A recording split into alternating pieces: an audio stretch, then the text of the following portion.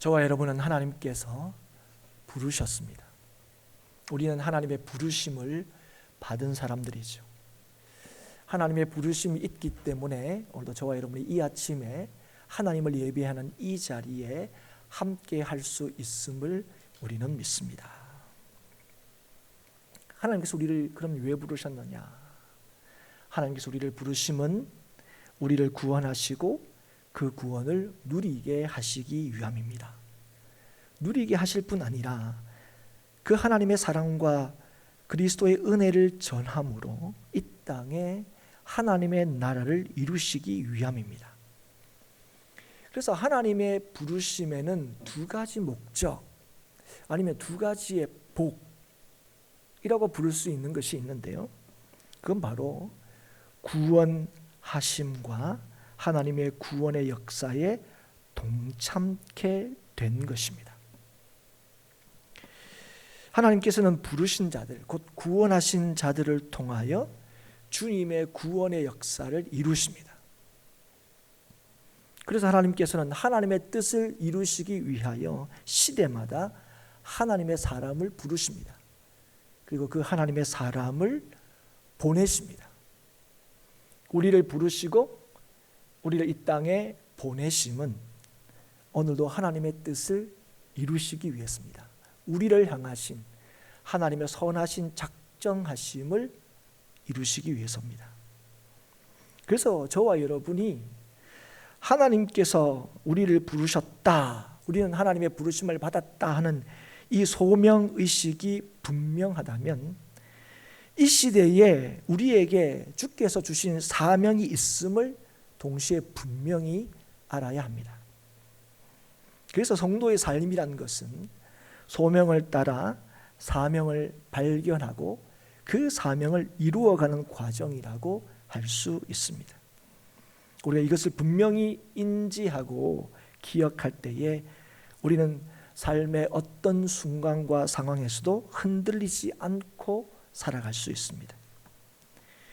우리의 삶이 내가 정한 목표가 아니라 하나님께서 우리에게 알게 하신 그 뜻하신 목적을 따라서 사는 것임을 우리가 분명히 알 때에 우리는 우리의 삶에 대해서 쉽게 불평하거나 원망하거나 포기하지 않게 됩니다. 왜냐하면 성도는 상황이 아니라 주어진 사명을 따라서 살아가는 사람들이기 때문에 그렇습니다. 그래서 부르심이 분명한 사람은 그의 형편과 처지가 어떠하든지 간에 사명을 놓치지 않습니다. 그래서 그 사명을 따라서 우리가 처한 우리에게 주어진 모든 상황을 조정하고 극복하고 이기며 살아가게 되는 거죠. 쉽게 설명하면 우리의 삶의 어떠한 불안정한 상황에서도 하나님이 주시는 안정함을 누리며 살아갈 수 있다 하는 것입니다. 이것이 부르심이 확실한 사람, 소명이 분명한 사람의 삶의 모습입니다. 오늘 우리가 이제 본문을 읽을 때 등장하는 이 바울은 하나님과 예수 그리스도로 말미암은 부르심이 확실한 사람이었습니다. 그래서 바울은 자신의 정체성, 내가 누구냐 하는 것을 드러내고 강조할 때마다 어디에 근거하느냐? 이 하나님의 부르심에 근거하여 자신을 소개하고 자신이 누구인지를 드러내었습니다. 이 부르심이 분명한 만큼, 확실한 만큼 이 바울은 하나님이 자신에게 부여하신 사명도 분명히 알고 있었습니다. 알고 있었을 뿐 아니라 그 소명에 근거한 사명을 따라서 충실하게 살았던 사람이죠. 그 과정에서 그가 겪었던 어려움들, 환난들, 고난들 우리는 잘 알고 있습니다. 고린도후서 11장 23절 이후에 자신이 주의 부르심을 따라서 사명을 감당하며 살았던 자신의 삶을 소개하는 부분이 있습니다. 이렇게 자신을 소개하죠. 내가 수고를 넘치도록 하고 옥에 갇히기도 더 많이 하고 매도 수없이 맞고 여러 번 죽을 뻔하였으니 유대인들에게 40에서 하나 감한 매를 5번 맞았으며 3번 태장으로 맞고 1번 돌로 맞고 3번 파선하고 일주야를 깊은 바다에서 지냈으며 여러 번 여행하면서 강의 위험과 강도의 위험과 동족의 위험과 이방인의 위험과 시내의 위험과 광야의 위험과 바다의 위험과 거짓 형제 중의 위험을 당하고 또 수고하며 애쓰고 여러 번 자지 못하고 줄이며 목마르고 여러 번 굶고 춥고 헐벗었노라. 여러분, 하나님의 부르심을 따라 사명을 쫓아 살았던 이 바울의 삶의 고백에 대해서 여러분 지금 보이신 반응처럼 아멘 하기보다는 이게 믿음을 따라 사는 삶의 모습이란 말인가? 뭐 알고 있는 말씀이지만 새삼 이 말씀 앞에 아멘 하기보다는 두려운 마음이 생기는 것이 사실입니다. 하나님으로부터 부여받은 그 부르심을 따라 부여받은 사명을 감당 위해서 겪었던 이 바울의 일들이 우리에게 동일하게 적용되지 않기를 우리는 다 바랍니다. 이게 바울의 일이기만을 바라는 거죠. 특별한 바울 같은 대단하게 성경에도 기록되고 역사에도 좀 남을 만한 이런 사람들에게만 해당되지. 나 같은 사람은 이런 거 이 정도까지 안 바라니까 이런 일 안 당했으면 좋겠다 하는 것이 저와 여러분의 솔직한 마음입니다. 여러분 그렇지 않습니까? 믿음으로 사는 삶의 이러한 모습들이 우리가 기대되기보다는 피할 수 있으면 피하고 싶다는 거죠. 왜 그렇습니까? 우리가 눈으로 보고 확인한 일들이 이렇게 듣기만 해도 보기만 해도 너무 힘들거든요.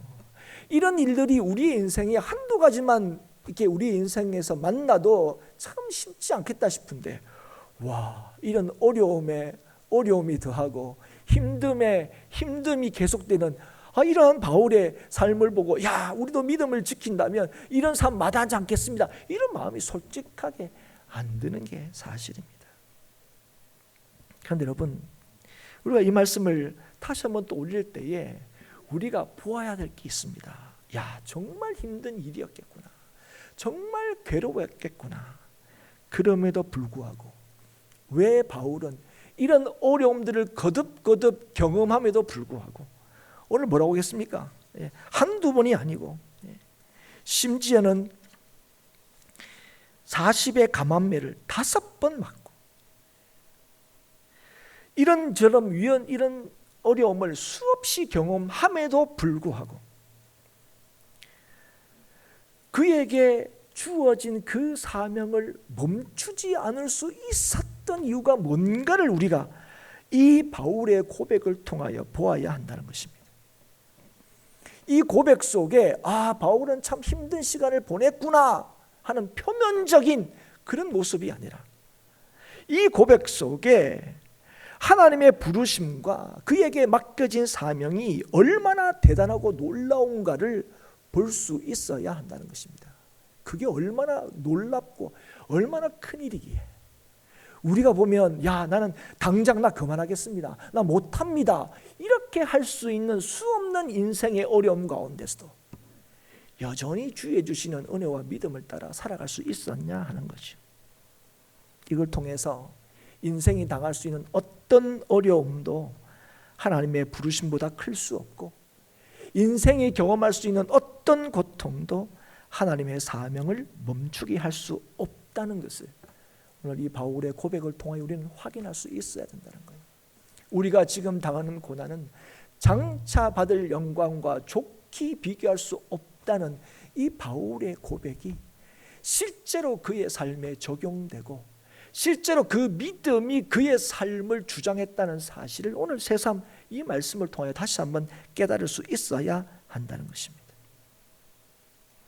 분명한 소명이 바울로 하여금 사명을 향하여 흔들림 없이 달려가게 했고 그 사명을 따라 사는 과정에서 자신이 부르심이 얼마나 틀림없는지 얼마나 그게 귀하고 복된지를 확인했다는 것입니다.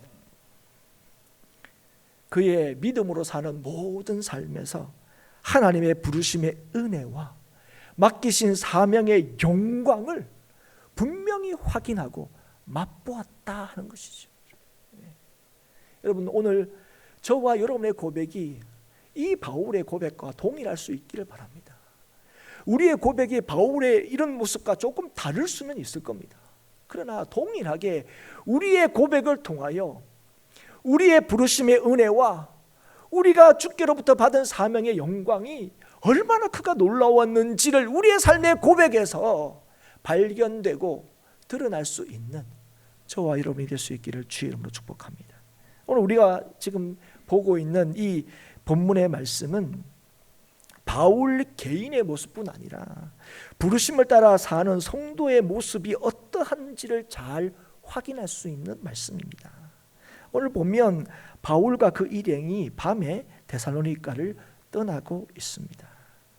그 이유가 뭐냐? 직전에 사건을 보니까 데살로니가에 와서 말씀을 이 바울 일행이 전하게 되는데 이 말씀이 전해지지 못하도록 데살로니가에 사는 유대인들이 일으킨 의도적인 소동 때문에 바울은 더 이상 데살로니가에 머물지 못하고 밤에 급하게 떠나고 있는 걸 보게 됩니다. 오늘 보면 바울의 복음 전파를 시기하고 거부하는 유대인들이 바울을 잡으려고 했는데 이게 여의치 않았습니다. 그러자 바울에 협조했던 사람들, 오늘 보니까 야손 그리고 그 형제를 붙잡아 갔죠. 그런데 9절 말씀에 보면 붙잡아 가고 난 뒤에 보석금을 받고 놓아주었다 이렇게 얘기합니다. 이 말이 뭡니까? 앞으로 계속 이렇게 하면 너희들 괴롭힐 거라는 거예요. 재미없을 거라는 거예요. 이런 상황 속에서 바울이 거기에서 계속 머무는 것은 야손을 비롯해서 데살로니가 성도들을 공경에 빠뜨리는 일이라 그렇게 판단이 되어서, 아니면 이제 바울 지금은 안 잡혔는데 결국은 잡힐 수 있다는 위기감 때문에 지금 어떻게 하고 있습니까? 밤에 형제들이 바울과 실라를 떠나 보내고 있는 거죠. 그래서 급하게 베레아로 향하고 있습니다. 그런데 지금 이 바울 일행이 가게 된 오늘 이제 이 본문의 배경이 되는 이 베레아는요, 아마 바울의 전도 여행지에 처음에는 포함되지 않았을 가능성이 굉장히 큽니다. 왜냐하면 데살로니가를 떠나서 갑자기 가게 된 곳이기도 하지만 오늘 10절의 말씀을 보면 이게 다음 지역은 베레아야. 그래서 우리가 다음 어차피 여기서 계속 머물지 못하니까 다음 베레아로 가자 하는 이 적극적인 의도성을 띠고 있지 않습니다. 오히려 그 데살로니가에 있는 형제들이 바울과 실라를 베레아로 보내고 있습니다. 그러니까 바울 일행은 어쩌면 이 베레아에 대한 어떤 정보나 뭐 이런 게 상대적으로 덜했을 수도 있습니다. 원래 가야 할 때가 아니기 때문에 그래요. 그래서 어쩌면 11절에 베레아에 있는 사람들은 데살로니가에 있는 사람들보다 더 너그러웠다 이런 표현이 등장하는 것 같습니다. 원래 다음에 이 베레아가 다음 선교지였다면 뭐 이런 얘기를 굳이 할 필요가 없었을 겁니다. 그런데 갑작스럽게 간 그 베레아 사람들이 데살로니가 사람들과 비교해서는 굉장히 너그럽다. 되게 긍정적으로, 갑작스럽지만 굉장히 긍정적으로 이 사람들을 이제 평가하고 있는 거죠. 어쨌든 예정에 없던, 계획에 없던 도시를 갑작스럽게 오게 되었다. 보통 일반 사람이라면 그러면 원래 계획이 없던 도시니까, 원래 여기서 전도하려고 한 게 아니니까 잠시 쉬거나 분명히 한숨 돌릴 수도 있을 것 같은데 오늘 10절의 말씀을 보면 그렇게 베레아로 보내주고 난 뒤에 이 바울 일행이 어떻게 하고 있는 것을 보게 됩니까? 곧바로 복음을 전하고 있는 것을 보게 됩니다. 이게 참 놀랍죠. 도착하자마자 정신을 차리자마자 어떻게 했을까요? 여정을 풀자마자 다시 이전에 그랬던 것처럼 여기는 바울 여기는 원래 오려고 하는 게 아니지 않습니까? 우리 여기서는 좀 잠시 정비도 좀 하고 한숨 좀 돌립시다. 그럴만한데 거기에 보냄을 받고 난 뒤에 거기서도 여전히 뭐 하자는 거예요? 여기서도 복음을 전하자 하고 복음을 전했다는 거예요. 우리는 이런 바울 일행의 모습을 통해서 뭘 확인할 수 있습니까? 사명에 충실한 그들의 모습을 볼 수가 있다 하는 것입니다. 자신의 형편, 상황이 아니라 우리가 누구인가 하는 거예요.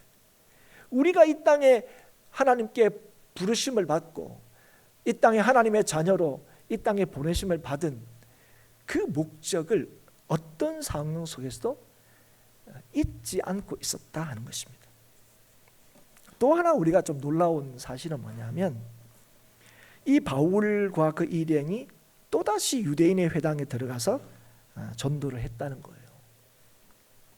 그런데 이건 사실 특별한 일은 아닙니다. 왜냐하면 이방인의 사도로 부름을 받은 바울이지만 늘 새로운 지역에 갈 때마다 제일 먼저 뭘 살폈습니까?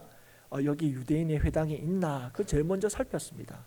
살피고 유대인의 회당이 있으면 거기에 들어가서 제일 먼저 말씀을 전했어요. 복음을 전해서 그게 이 바울의 어떤 일반적인 전도의 방식이었습니다. 그런데 이걸 제가 놀랍다 이렇게 표현한 까닭은 지금은 조금은 사정이 다르기 때문에 그래요. 이게 무슨 사정이 다르냐? 오늘 이 베레아는 계획이 없던 도시였고 또 이 도시에 갑작스럽게 온 결정적인 이유가 유대인의 반대로 여기에 온 거 아니겠습니까? 그러면 여기서도 그런 일을 당하고 왔는데, 그죠? 유대인 때문에 쫓겨왔는데 또 여기에서 또 그러면 또 그런 일이 일어날 수 있는 가능성이 굉장히 큰 거예요. 아니면 지금 당장 그것 때문에 놀랐는데 그 또 놀랄 일을 또 할 그건 없지 않습니까? 그런데 그거에 개의치 않고 여전히 유대인의 회당이 있다는 걸 알자마자 어떻게 합니까? 그 회당에 들어가서 말씀을 전했다는 거예요. 여러분, 이방인의 사도로 부르심을 바울이 받았지만 우리는 바울이 동족에 대해서 얼마나 참 뜨거운 마음을 가지고 있었는지 우리가 잘 알고 있습니다. 이런 전도의 어떤 방식을 통해서도 우리가 확인할 수 있고, 실제로 로마서 9장 3절에 보면 나의 형제 곧 고륙의 친척을 위하여 내 자신이 저주를 받아 그리스도에게서 끊어질지라도 원하는 바로다. 무슨 말입니까? 내 동족이 구원을 받을 수 있다면 내가 저주를 받아도 좋다 하는 것입니다. 그런데 여러분, 지금 이 동족을 향한 이 뜨거운 사랑, 복음을 통하여 이들도 정말 하나님의 백성으로 온전히 구원받기를 원하는 이 바울의 이 마음에 대해서 늘 돌아온 게 뭡니까? 앞에서도 고백했지만 동족의 위험인 거예요. 그 뜨거운 그를 향한 이 참 간절한 마음에 대해서 늘 그가 받은 게 뭡니까? 핍박이고 반대이고 거부였습니다. 여러분, 자기의 이 전장한 마음을 누군가 알아주지 못한다면 그것도 정말 그 동족, 같은 마음, 가족, 특히 우리로 치면 가족이죠. 가족을 향한 그 마음을 가족이 몰라준다. 그것만큼 참 마음이 아픈 게 없겠죠. 사랑을 쏟은 만큼 뭔가 좀 그죠? 그 반응이 그 반대가 때 때로는 우리가 뭡니까? 소위 애정이란 게 생기죠. 미움이란 것도 거기에 생깁니다. 여러분, 바울의 입장에서 보면 물론 동족이라는 큰 틀에서는 그럴 수 있지만 그러나 그럴 때마다 특히 직전에는 이런 어려움 때문에 도망까지 밤에 왔는데 또다시 이 동족을 하여 이런 일을 할 수 있었을까 싶은 마음이 드는데 밉고 베레아에서 내가 안 하지. 원래 계획도 없던 데인데 그렇게 할 수 있을 텐데 그렇게 하지 않았던 이유가 무엇입니까? 그가 생명이신 예수 그리스도를 만났기 때문에 그래요.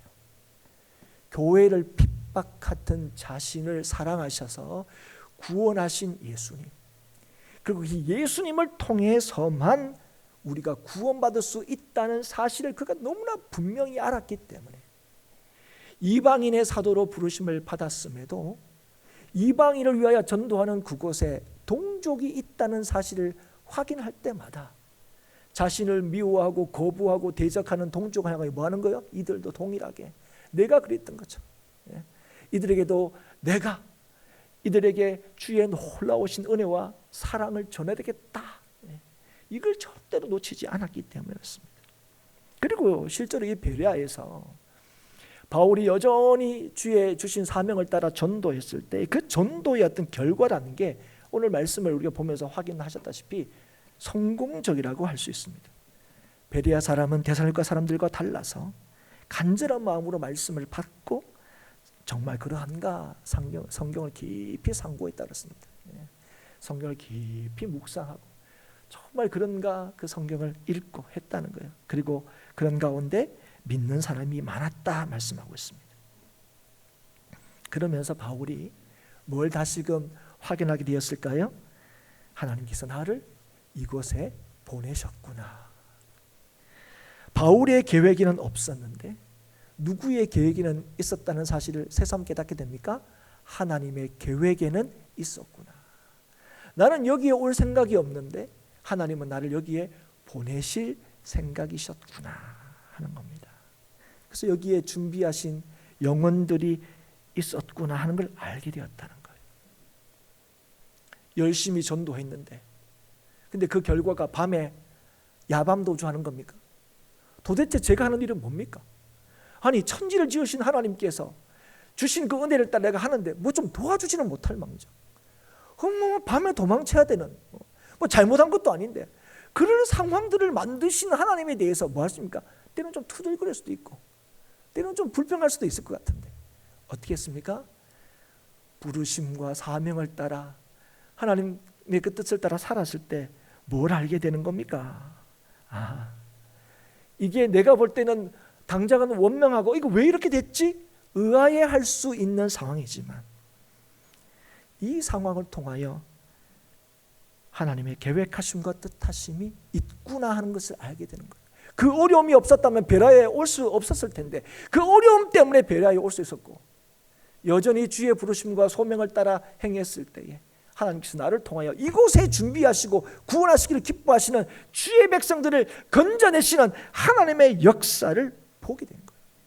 변함없이 하나님의 역사 어느 곳에나 주께서 보내신 그곳에 하나님의 구원의 역사가 이루어진다는 사실을 본 거예요. 자신들의 부르심과 사명을 더 분명하게 확인하게 된 거예요. 이 어려움이, 이 문제가. 사랑하는 여러분, 우리는 사실 예수님을 믿고 난 뒤에 온 세상을 하나님께서 주관하시고 다스리신다, 모든 것은 하나님께서 결정하시고 이루신다 하는 사실을 우리가 알게 되었을 때에 그 다음에 우리의 자연스러운 반응이 뭔지 아시죠? 그 하나님의 작정하심과 뜻을 알고 싶은 거예요. 나를 향하신 주의 뜻이 뭡니까? 또 우리 교회가 모였으면 하나님 행복한 교회를 향하신 주의 뜻이 무엇입니까? 우리가 알기를 원하죠. 그것도 어떤 건 좀 알려줬으면 좋겠어요. 어떤 때는 내가 뭐 해야 될지 잘 모를 때는 하나님 좀 뭐 해라 좀 이렇게 얘기해 주시면 아이고 제가 막 그거는 좀 제가 하겠습니다. 이런 마음이 들 때도 있죠. 근데 여러분, 누가 하나님의 뜻을 알 수 있다고 여러분 믿으십니까? 누가 하나님의 뜻을 알 수 있다고 여러분 생각하십니까? 너무 당연하지만 하나님께서 하나님의 뜻을 알려주시는 자입니다. 여러분, 하나님이 알려주셔야 그걸 알게 되는 거예요. 여러분, 우리가 하나님에 대해서 어떻게 알았습니까? 하나님이 알려주시니까 아는 거예요. 여러분, 하나님께서 우리가 하나님을 어떻게 하나님 믿었습니까? 하나님이 우리로 하여금 믿음을 주셨기 때문에 하나님을 믿게 된 거예요. 그러면 누구에게 그렇다면 하나님께서 하나님의 뜻을 알려주실 거라고 여러분 믿습니까? 누가 하나님의 뜻을 알게 될 거라고 여러분 생각하십니까? 그건 부르심을 따라 변함없이 주어진 사명을 감당하는 자입니다. 주의 부르심을 따라 주의 맡기신 사명을 오늘도 감당하는 자가 오늘도 하나님의 뜻과 하나님의 작정하심을 알게 됩니다. 우리를 부르신 하나님께서 우리를 보내셔서 주의 뜻을 이루신다는 사실을 믿기에 어떤 순간에도 그 소명을 따라 우리의 사명을 감당할 때 우리는요, 주의 뜻이 무엇인가를 더 선명하고 분명하게 확인하게 됩니다. 여러분들 그걸 아셔야 돼요. 이미 우리에게 분명히 알게 하신 하나님의 뜻이 있습니다. 여러분, 그 뜻을 따라 오늘도 순종하며 나아갈 때에 하나님께서 우리에게 하나님의 뜻이 뭔가를 선명하게 드러내시고 나타내시는 거예요.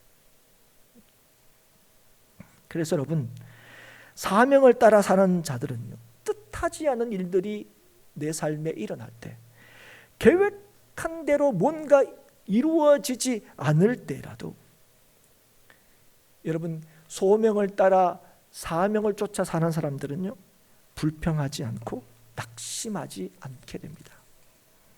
왜냐하면 하나님께서 여전히 부르신 자들을 통하여 주님의 선하신 뜻을 이루신다는 사실을 믿기 때문에 그렇습니다. 바울이 그랬잖아요. 지금 왜 이런 일이, 왜 도망가는 일? 여러분, 오늘 또 그렇습니다. 또 도망가는 거의 연속이에요. 거기를 좀 내가 계획한 대로 충분히 뭔가를 하지 못하고 자꾸 뭔가 떠나야 되는 그런 상황들이 생기는 거예요. 그런데 그럴 때마다 뭐 했다고요? 그때 뭐 했다? 그냥 주의 부르심과 주의 사명을 잊지 않고 감당했더니, 기억했더니 그곳에서 주의 뜻하심과 계획이 뭔가를 우리에게 선명하게 보여주신 거예요. 사랑하는 여러분, 오늘도 믿는 자를 통하여 하나님의 함께 하심과 우리를 통하여 일하심을 하나님께서 보여준다는 사실을 이 아침에 다시 한번 깨닫고 기억할 수 있기를 주의 이름으로 축복합니다. 오늘 베레아 가서 막 전도를 했는데 막 사람들이 믿었어요. 그리고 오늘 보면 헬라의 귀부인도 믿었대요. 이게 좀 특별하니까 이런 이제 일을 기록하고 있겠죠. 그러니까 다른 때보다 좀 특별한 열매들이 이제 맺힌 거예요. 그래서 나의 소명과 부르심이 확인되고 맡겨진 그 사명의 열매가 맺히는 거, 그거 굉장히 기쁜 일이죠. 사실 우리가 믿음대로 살 때 참 힘든 게 있습니다. 그게 뭐냐면 그 일 자체가 힘들어서가 아니라 우리가 뭔가를 할 때 그 일에 대한 결과가 분명히 드러나지 않을 때 우리가 참 힘듭니다. 내가 수년간 그죠? 꾸준하게 일했는데 뭐 누구 하나 알아주지도 않는 거 같고, 누구 하나 뭐 인정해 주지도 않는 거 같고, 또 그렇다고 해서 그 일 때문에 뭐 교회가 뭐 굉장히 뭐 달라지는 것 같지도 않고, 이거 뭐 내가 이걸 해도 안 해도 뭐 별 뭐 그죠? 상관이 없는 것 같고, 이럴 때가 있습니다. 처음에는 하나님께서 맡겨주신 일이고 또 이 일을 하나님께서 나를 통하여 하신다는 걸 기뻐하셔서 그거 했는데, 누가 알아주든 상관없이 내가 그 일을 한다고 했는데, 이들이 지속되면 지속될수록 뭔가 일의 결과가 뚜렷이 안 드러날 때 그게 우리가 힘든 거예요. 일 자체가 힘든 게 아니에요. 사실은 아무리 힘들어도 박수 쳐주고 누가 인정해주고 아니면 뭐 알아주지 않더라도 내가 뭘 했는데 뭐 달라지고 막 이런 게 있으면 뭐 신이 나서 일이 아무리 힘들어도 뭐 하게 되죠. 그런데 여러분, 믿는 자들은요, 일의 결과, 내 생각에 어떤 이 결과가 내 생각대로 나타났을 때 기뻐하는 사람이 아닙니다. 하나님께서 우리를 향하신 하나님의 뜻이라고 하실 때 제일 먼저가 뭡니까? 항상 기뻐라요. 이것이 우리를 향하신 하나님의 뜻이라고 얘기했습니다. 항상 기뻐라는 거. 그럼 여러분, 믿는 자들이 어떻게 항상 기뻐할 수 있습니까? 여러분, 믿는 자들이 언제나 주의 부르심과 사명을 따라서 늘 기쁨으로 섬길 수 있는 것은요, 나를 위하여 십자가 지신 예수님이 우리의 삶의 결론이고 결과라는 걸 믿기 때문에 그렇습니다. 세상을 이기신 예수님이 우리의 삶의 결과를 보정하시기 때문에, 그래서 여러분, 우리가 하는 이 모든 일에 뭐 할 수 있어요? 기뻐할 수 있는 거예요. 제가 바울이 기뻐했을 거다 하는 것은 우리가 그랬을 때 여러분 처음에 딱 느끼는 겁니까? 그렇지, 데살로니가보다는 더 많은 열매를 맺었기 때문에. 근데 저의 의도는 그게 아닙니다. 저도 이 말씀 보면 바울도 여기 가서 뜻하지 않은 일 때문에 얼마나 기뻤을까 했지만, 진짜 기쁨은 뭡니까? 진짜 기쁨은 뭐죠? 나의 기쁨의 이유가 뭡니까? 지금도 나를 부르시고 나와 함께 하신 예수님, 그분의 일하심은 틀림이 없구나 하는 거예요. 그래서 여러분, 성도의 삶에는 실패가 없는 거예요. 그래서 성도의 삶에는 절망이 없는 겁니다. 바울이 일평생 변함없이 사명을 따라 살 수 있었던 것은 바울의 기쁨이라는 게 자신의 사역의 결과나 상황이 아니라 변함없는 예수 그리스도, 그분이 그의 기쁨의 이유였기 때문에 그렇습니다. 주님이 자신을 부르셨다는 사실을 믿었기 때문에 그렇습니다. 그래서 사랑하는 여러분, 어떠한 일도 우리를 실패케 할 수 없습니다. 이런 무너뜨릴 수 없어요. 그런 상황이 보인 것처럼 보이고 내 삶에 그런 일들이 일어난다 할지라도 결코 그럴 수 없습니다. 오늘 베레아에서 이렇게 참 놀랍게 전도의 사역이 이렇게 일어나고 있는데 그때 어떤 일이 또 일어났습니까? 데살로니가에 있는 유대인들이 베레아에서도 하나님의 말씀을 바울이 전하는 줄 알고 거기까지 와서 방해하는 일이 일어나게 됩니다. 여러분, 베레아하고 데살로니가는 직선거리를 한 66km쯤 된다 그래요. 그래서 제가 이 설교를 준비하면서 어느 정도 되냐 이렇게 봤더니 만약에 베레아가 김포다 이렇게 치면은 좀 알만한 이런 데를 쭉 있는데 잘 없어요. 근데 제일 근접한 게 어디냐면 남이섬 정도 됩니다. 그러니까 서쪽으로 서남쪽 약간 내려와서 있는 곳이 데살로니가를 기준으로 하면 베레아가 그렇게 있는데요.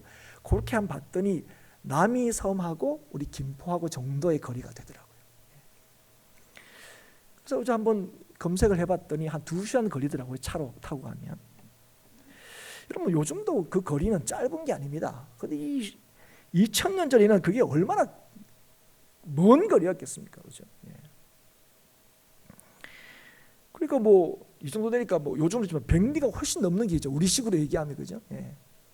10리도 못 가서 발병 나는데 100리가 되는 게 굉장히 이제 긴 거리인데. 근데 이제 놀라운 게 두 가지입니다. 하나는 뭐냐면 이렇게 거리가 상당히 떨어져 있는데 불구하고 어떤 소식이 데살로니가에 전해졌다고요? 바울이 베레아에서 복음을 잘 전하고 있다는 거예요. 여러분, 잘 못 전하고 있다 그러면 찾아왔겠습니까? 안 찾아왔겠죠. 예. 근데 거기서 잘 전해지고 있다 하는 얘기를 들렸다는 거예요. 이게 첫 번째 놀라운 거고, 또 하나 놀라운 게 뭡니까? 근데 들었으면 아이고가 아니라 뭐요? 거기까지 갔다는 거예요, 이 사람들이. 예.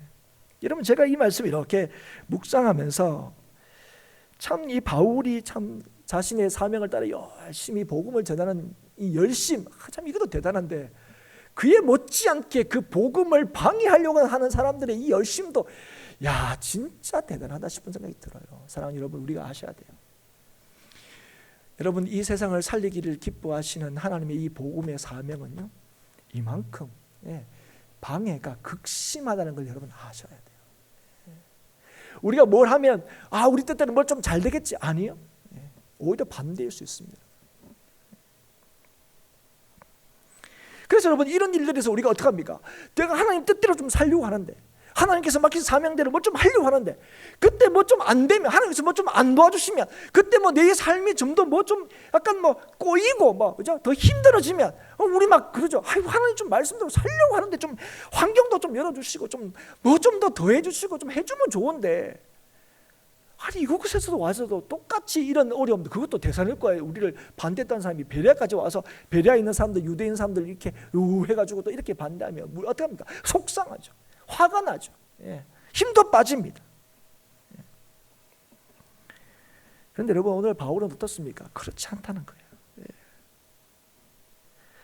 여러분, 그의 부르심과 사명이 상황에 달린 것이 아니라 오직 자신을 부르신 하나님과 예수 그리스도에 달려있기 때문에 그래요. 여러분, 기억하십시오. 우리를 이기게 하시는 것, 변함없이 우리를 성도로 살게 하시는 분은 예수님의 부르심과 예수님이 함께 하심입니다. 네. 여러분, 이런 믿음이 있을 때에 그가 있는 곳에 어떤 일이 일어나게 하셨다고요? 구원하는 자를 더하시는 역사를 하나님께서 이루셨다는 거예요. 여러분, 오늘도 마찬가지입니다. 행복한 교회가 더 많이 좀비가 되고 뭐 더 사람들이 볼 때 막 와 좀 굉장하다 이렇게 되면 더 많은 사람들이 교회로 모이는 게 아니에요. 이 믿음이 있어야 돼요.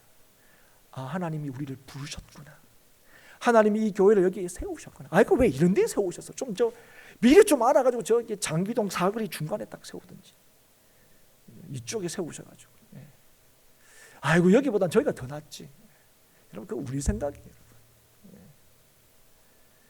여러분, 누구를 통해서 하나님께서 역사하신다고요? 우리의 부르심과 하나님께서 우리를 통하여 우리를 부르셨기 때문에 우리에게 맡기신 사명이 있다는 사실을 깨달아서 어떤 상황이든 어떤 형편이든 우리를 부르시고 보내신 예수 그리스도를 믿는 믿음으로 지금 우리에게 주어진 이 삶을 살아갈 때에 오늘 그 믿는 자를 통하여 주님께서 주의 구원의 역사를 이루신다는 사실을 이 아침에 다시 한번 깨달을 수 있기를 주의 이름으로 축복합니다. 오늘 갑작스럽게 떠난 데살로니가 교회는 어땠을까? 여러분 갑작스럽게 떠났잖아요. 그런데 여러분 우리가 데살로니가 교회는 어땠을까 하는 건 데살로니가 전후서를 통해서 우리가 좀 더 잘 알 수가 있습니다. 바울이 떠난 뒤에 그 교회는 어땠을까? 바울이 떠났으니까 박해가 멈췄을까? 아니라는 거예요. 왜 그렇습니까? 그 하나님이 주시는 복음을 따라 그 부르심을 따라서 살았기 때문에 그래요. 그래서 데살로니가 교회에도 여전히 박해가 있었습니다. 그런데 그 박해 가운데 바울이 들은 소식이 뭡니까? 굉장히 좋은 소식을 들은 거예요. 박해를 받는다는 것은 안타까운 소식인데 그 박해 가운데서 여전히 소명과 사명을 따라 살고 있다. 데살로니가 교회가 그렇게 든든히 서가고 있다 하는 얘기를 들은 거예요. 데살로니가전서 1장 2절에서 4절 말씀이 그거죠. 우리가 너희 모두를 만미하마 항상 하나님께 감사하며 기도할 때에 너희를 기억함은 너희의 믿음의 역사와 사랑의 수고와 우리 주 예수 그리스도에 대한 소망의 인내를 우리 하나님 아버지 앞에서 끊임없이 기억함이니 하나님의 사랑하심을 받은 형제들아 너희를 택하심을 아노라. 무슨 말입니까?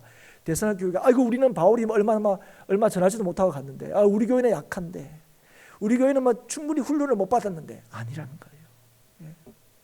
우리를 하나님께서 택하셨다는 거예요. 이렇게 잠깐 있다가 떠나갔지만 하나님이 바울을 통하여 우리를 택하셨다는 사실을 분명히 믿었다는 거예요. 택하심을 받았기에 우리를 이 땅에 보내셨다는 사실도 믿었다는 거예요. 그래서 데살로니가 이 유대인들이 바울은 쫓아낼 수 있었을지 모르지만 복음을 몰아낼 수는 없었습니다. 왜 그렇습니까? 복음을 막으려는 열심보다 복음의 능력이 언제나 더 크기 때문에 그렇습니다. 여러분 우리가 예수님에 대해서 고백하는 게 뭡니까? 예수님께서 세상을 이기셨다고 얘기합니다. 여러분 그래서 우리가 세상을 이길 수 있는 건 딱 한 길입니다. 예수 그리스도를 믿는 믿음으로만 세상을 이길 수 있어요. 오늘 교회가 세상에 대해서 우리의 이김이 어디에 있다는 걸 보여줘야 됩니까? 예수 그리스도 그분께 있다는 사실을 보여줘야 돼요. 그래서 그분을 믿는 자가 낙심하지 않고 그분을 믿는 자가 세상을 두려워하지 않는다는 사실을 보여줘야 돼요. 우리 요거밖에 없어서 겁나는 게 아니에요. 예수가 있으면 능치 못한 일이 없다는 게 오늘 저와 여러분의 고백이어야 합니다. 이것이 여러분과 저에게 주신 믿음이기 때문에 그렇습니다. 사랑하는 여러분, 소명으로 사명을 감당하고 사명을 감당함으로 받은 소명을 늘 확인할 수 있기를 주의 이름으로 축복합니다. 여러분 이럴 때 우리는요 상황을 따라 살아가지 않게 되고요 사람에 대해서 실망하지 않게 됩니다. 두려워하지 않게 되는 거예요. 여러분 우리의 두려움은요 상황이나 일의 결과에 달려있는 게 아닙니다. 우리는 그럴 때 두려운 것처럼 보여요. 내 뜻대로 뭔가 결론이 안 나고 결정이 안 되고 그렇게 일이 진행 안 될 때 우리는 겁납니다. 덜컥. 그런데 여러분 진짜 두려움은 어디 있는지 아세요? 주님께서 우리와 함께 하심을 알지 못할 때 두려운 거예요. 주님께서 우리와 함께 하신다는 사실을 믿었대. 주님이 우리를 부르셨다는 사실을 여전히 믿고 그래서 부르신 우리를 통하여 주님께서 여전히 주의 뜻을 이루신다는 사실을 확신할 때에 우리는 두렵지 않습니다. 소명과 사명을 확신하거나 확인할 때 우리는 안 두렵다는 거예요. 이걸 잊어버리고 놓칠 때 우리는 두렵습니다. 사랑하는 여러분, 우리를 부르신 주님께서 오늘도 우리와 함께 하십니다. 아니 항상 우리와 함께 하십니다. 여러분 이것이 오늘도 내일도 우리가 담대할 수 있는 실망하지 않을 수 있는 오늘도 우리에게 주어진 이 삶의 모든 길을 힘있게 달려갈 수 있는 유일한 이유가 됩니다. 사랑하는 여러분 우리를 부르시고 우리를 통하여 주의 뜻을 이루심을 우리가 신뢰할 때에 주님께서는 오늘도 믿는 저와 여러분을 통하여 소명과 사명을 분명히 붙드는 저와 여러분을 통하여 놀라운 역사를 이루십니다. 이것이 성도의 능력이고 힘입니다. 이 믿음으로 날마다 승리하는 행복한 교회와 성도가 될 수 있기를 주의 이름으로 축복합니다. 오늘도 우리를 이 땅에 살게 하시는 까닭이 무엇입니까? 하나님께서 우리를 살리셔서 이 땅에 여전히 성도로 살게 하시는 까닭이 무엇입니까? 살리시는 분이 오직 하나님이심을 보여주기 위해서입니다.